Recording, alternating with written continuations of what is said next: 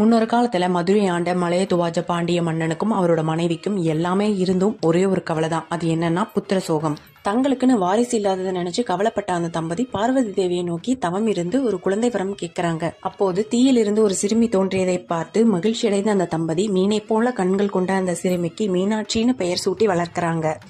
இளமையிலேயே கல்வியிலும் வீரத்திலும் சிறந்து விளங்கின மீனாட்சி அரசி ஆனவுடனே பல நாட்டு ராஜ்யங்களையும் வென்று குவிக்கிறாங்க. அப்படி ஒரு நாள் மீனாட்சி கைலாயத்திற்கு போகும்போது அங்கு சிவபெருமானை பார்த்து இவரே என் வாழ்க்கை துணை என்பதை உணர்றாங்க. சிவபெருமானும் மீனாட்சியை மணமுடிக்க மதுரை வராரு. அங்க சுந்தரேஸ்வரர்ங்கிற பெயர்ல அவதரிக்கிறாரு. மீனாட்சி சுந்தரேஸ்வரர் திருமணம் இனிதே நிச்சயிக்கப்படுகிறது. இந்த திருமணத்திற்கு மீனாட்சியின் அண்ணனான கள்ளழகருக்கும் அழைப்பு விடுக்கப்படுகிறது.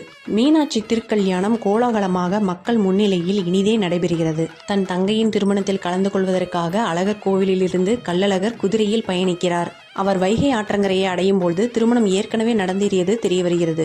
திருமணத்தை நேரில் காண முடியாத வருத்தத்தில் கள்ளழகர் வைகை ஆற்றில் இறங்கி அங்கிருந்தவாறே ஊர் திரும்புகிறார். இந்த நிகழ்வே மீனாட்சி திருக்கல்யாண வைபோகமாக மதுரையில் இன்றளவும் கொண்டாடப்படுகிறது. இந்த வீடியோ உங்களுக்கு பிடிச்சிருந்தா என்னோட சேனலை சப்ஸ்கிரைப் பண்ணி அப்படி இந்த வீடியோக்கு ஒரு லைக் போடுங்க. தேங்க்யூ.